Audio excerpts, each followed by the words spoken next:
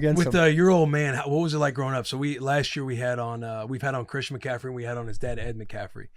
And Christian was telling us stories how he couldn't get arm tackled growing up or grabbed by the jersey, how he'd have to tape his jersey and everything else. And if he'd get arm tackled, he'd get grounded.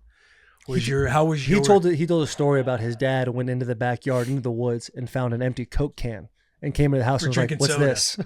And they got grounded for drinking soda. Jeez. Now, yeah, you've got an interesting story because I think you put on. Didn't he have you put on pads and you did drills with him? Because I didn't have that experience. Well, yeah. Here's I'll answer your question, and then he coached you more, but I was the oldest, so like, my understanding of the McCaffreys, which is very limited, but I heard that, like those stories, is my father was the total opposite. And I'll give you some examples here. Like, I didn't play football till 9th grade, right? And I played in all sports, but I played soccer as a fall sport. It just is what it is.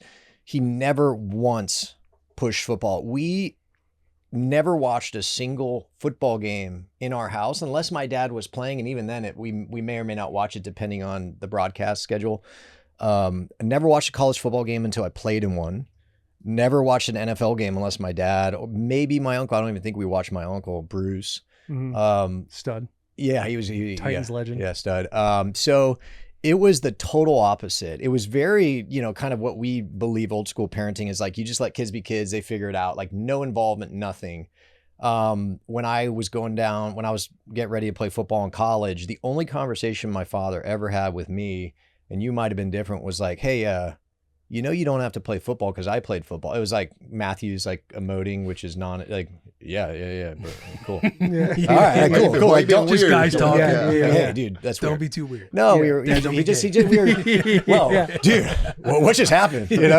But we were at a stoplight. He's like, "Hey, you don't have to play football because I played." I go, yeah, Dad, I know that. He goes, "Okay, I just want you to know that." I was like, "Yeah, whoa." Like, he's like, "Hey, I love you, right?" Yeah. No, You do? the only thing, my dad retired when I was a sophomore in high school. I mean, you think about that. He played 19 years. So like, imagine your kids being a sophomore in high school when you retired. So it was different. And then he started coaching. That's fucking wild. Yeah, it's wild. And then he started coaching me in high school. And that was the only involvement. By then I had chosen to play football. He coached you a lot earlier because you were younger. And the only time was heading into my senior year in high school. They were moving me from like defensive back down to like kind of outside rush. And I think he thought I needed to, truly probably did, get more physical. So he put pads on me, and like, it was like 100 degrees in Agora Hills. Like, he put pads on me, and during the summer he'd make me go down and he would put pads on, and we'd have to do hitting drills. This is true. This is while story. he's still playing or just recently retired? Like a year out of the league. Yeah, so he's still got it. No, he's jacked. He's jacked. My dad to this day it's like the is, Rock and Gridiron gang. Like, so on one hand, he had no involvement whatsoever. He was just like, "Look, I'll let my kids figure out who they are. If they're going to be players, they're going to be players. If they're not, they're not." But yeah, in high school, he put on helmets and shoulder pads, and like, I would have to go thump them.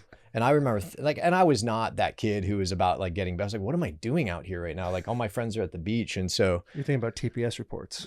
Not yet. That would come later. Yeah, that would come later when, I realized I had no options. So, but that was the only thing. I don't know. Was he different with you? Well, I remember him taking me to Gold's Gym nice. in like 6th grade. And I was just such a bitch. Like, I didn't want to lift, he was putting the brown paper towel over the neck machine. I'm like, "Dad," and I couldn't even do, like a 5 on each side of the, the bench press. So I was embarrassed and I didn't want to, and I just wanted to play probably Halo at the time. And I didn't really want to. And it wasn't until, and my dad was like, he tried to, but at, in the end of the day, like Kyle said, he's like, "All right, man, like, you do you and you'll figure it out." Yeah. And so my junior year, I had a buddy, still my best friend to this day. He ended up getting drafted by the Chicago Bears in 2008, hurt his back, and fell out of the league. But ultimately, we pushed each other, and so I was also late to develop. So between my junior and senior year in high school, I went through puberty, and I probably grew like 4 inches and put on like 40 pounds. So at that time, I was big for where I played football, and I was decent, but not good enough to get a college scholarship. So ultimately, like, as far as his, Wait, what is that picture of my dad and my uncle with their shirts off? Go down bottom right. I don't even think I've ever seen that. Oh, that's that sports. Yeah. What are they doing? That is wild. Oh, You got to are put they that gonna up be at the able- next are they gonna family say reunion. that Like, they hey, have a boys, what are we Seriously, doing you can here? find anything on the internet. But I mean, yeah. So he kind What of is just let happening? us just develop into our own person. And like I said, I don't think there's a right or wrong way. I developed a natural love for the game and appreciation for it. So, unlike the McCaffrey, obviously that's working well for the McCaffreys, Yeah. So there's really no right or wrong, but that's how he parented us. And when he retired, he naturally jumped into coaching me as a kid. So I've had his tutelage and coaching ever since I was in, I think, third grade. So that's why I really think getting into the league as a rookie, just having immediate success was just because I grew up in that family. I knew what was expected. I knew, what was going to come at me: money, fame, women, whatever it may be. So I was ready to go. When you talk about not having a scholarship after high school, and then obviously, your uncle, your dad, like your entire family, just like, it's like, oh, you're a Mathews. You guys have a be in the Mathews NFL. family Wikipedia. Yeah, exactly. You have that. Is there anything going through your head of like, oh, I didn't live up to the name, or I didn't, exceed, I didn't meet the expectations that I'm supposed to meet, whether it's your family putting it on you or you personally putting it on yourself? Yeah, no, I never felt that at all. In fact, that's something I think about for my son, the fourth. I'm like, oh shoot, man, he's gonna have to live up to these expectations. But I don't know if that's how my dad felt. A lot of people ask me, oh, you gonna play in the NFL? You gonna do this? I was just kind of doing my thing, and I never felt pressure from him, much like he told Kyle, to live up to the expectation of playing the NFL, playing for 19 years and accomplishing all that he accomplished. So mine was just natural and gradual.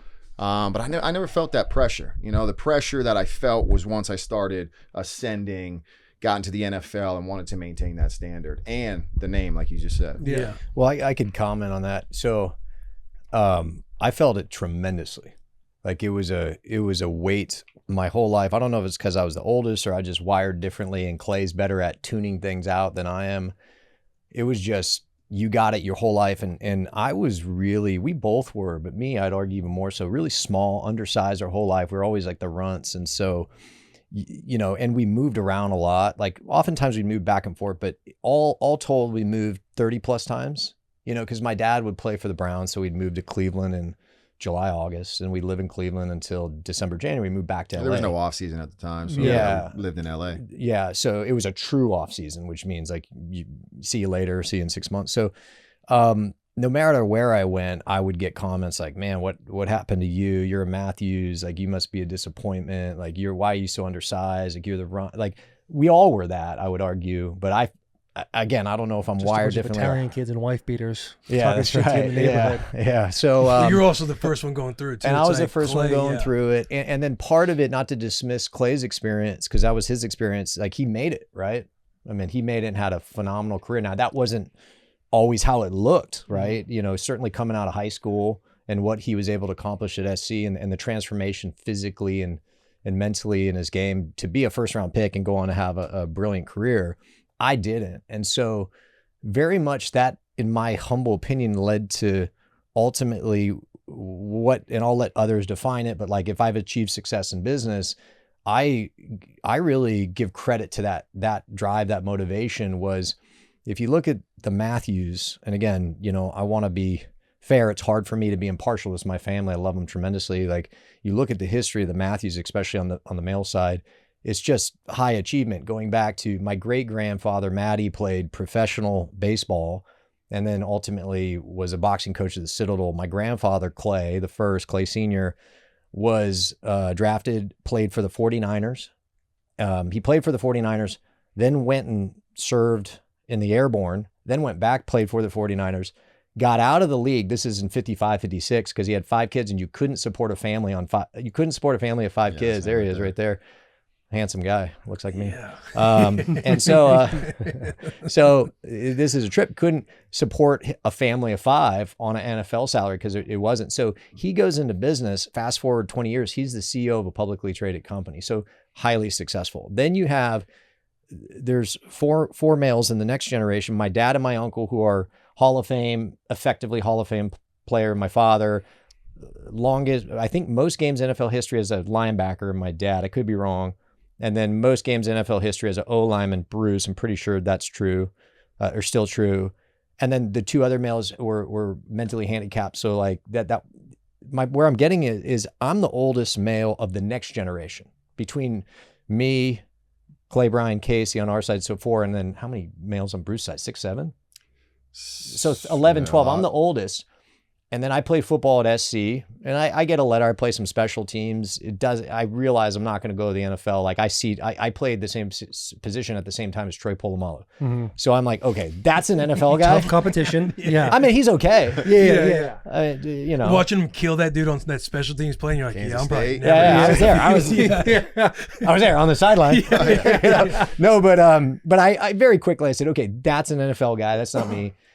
And so I go into commercial real estate, the workplace, and I'm sitting there my first day at work, like sitting in a cube, like kind of what all athletes, you know, have dread, like, oh no, that 9 to 5, so to speak. It's not that bad. It very much, you know, think of a visual representation. I said, well, I'm not going to be the first average Mathews. Like, okay, it's not going to be the NFL. If it's going to be this real estate thing, I'm going to do whatever it takes to be the greatest of all time, because I'm not going to be the first in my line to be an average and to not leave a mark for whatever that's worth. And you could say, oh, expectations, that's not fair. That's silly. That's what drove me.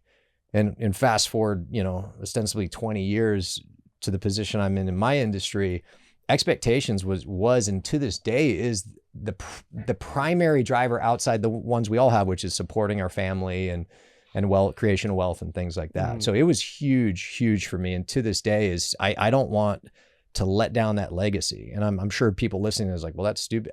That's what I felt. Right. Does that make sense? Yeah, no, it makes a lot of sense.